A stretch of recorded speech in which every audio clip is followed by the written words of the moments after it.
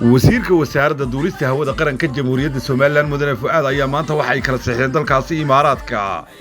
oo ay ku kala saxeen gudaha dalkaasi mashruuc ku kacaya 70 milyan oo dollar isla markaasina dib u dhis loogu samaynayo airportka caasimadda Soomaaliland Hargeysa waa airportka Cigaal International Airport ee magaaladaasi Hargeysa mashruucan ayaa mashruucii labaad ee ugu ballaarnaa ee Soomaaliland la saxeexato dalkaasi Imaaraadka ama guud ahaanba caalamka intii ay madax banaanida haysatay haddaba mashruucan ayaa waxa si weyn ugu farxay shacabka ku dhaqan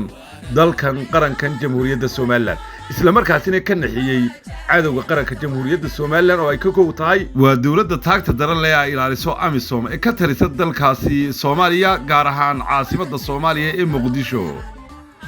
dawladdaas oo geed dheer iyo geed gaabanba u fuushay sidii ay hoos ugu celin lahayd madax banaanida qarannimada jamhuuriyadda Soomaaliland haddaba warkan war lamida inta aynu ku kulmi doono waa anigu Cabdi Salaam Maxamed Badaa oo idin leh sidaa iyo nabadgeliyo